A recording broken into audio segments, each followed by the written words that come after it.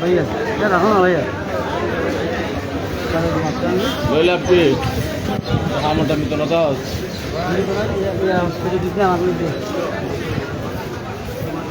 দিবেলে তো চাই কিন্তু তো হামদো না দোষ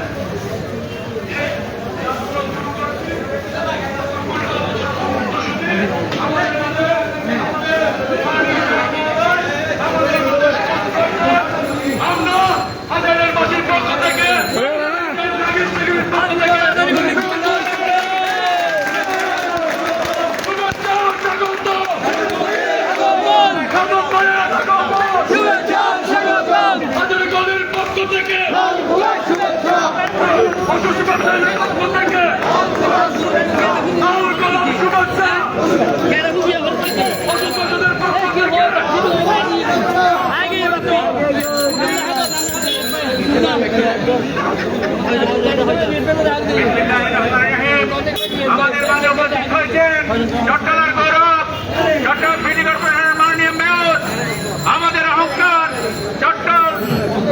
চট্টলার কৃতি সন্তান জননেতা আলহাজ ডাক্তার সাদ হোসেন ভাই এবং আপনাদের মাঝে কিছু বলার জন্য আহ্বান করব।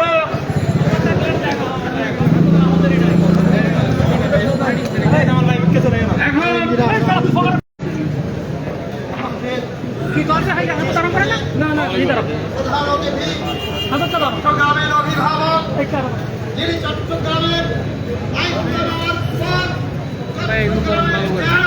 ধীরে ধীরে পাল্টাতে বসেছে। দেখেছেন কিছুদিন পূর্বে চট্টগ্রাম পেশাদারদের অযোগ্য হয়েছিল। মানুষ ভালোভাবে চলাফেরা করতে পারে নাই, দুর্গন্ধময় একটা শহর ছিল। আজকে সেই জায়গা থেকে চট্টগ্রাম দিনে দিনে ফুলের মতো ফুটে উঠছে। শুধু তাই নয়, বিশেষ করে বিগত কিছুদিন আগে বর্ষার সময় আপনারা দেখেছেন যে চট্টগ্রাম জলবদ্ধতায় নিমগ্ন থাকত, যে জলবদ্ধতায় মানুষ মারা যেত, যে জলবদ্ধতায় গাড়ি উল্টে পড়ত, মা বোনেরা স্কুলগামী ছাত্রছাত্রীরা অনেক কষ্ট পেত।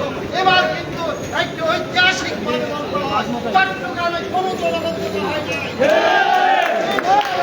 আমরা মনে করি উনি যদি এক দায়িত্বে থাকে, উনি আধুনিক প্রযুক্তির মাধ্যমে চট্টগ্রামকে পুরো জলবদ্ধতা মুক্ত নয়, চট্টগ্রামের সকল অভিশাপ মুক্ত করে চট্টগ্রামবাসীকে একটি নতুন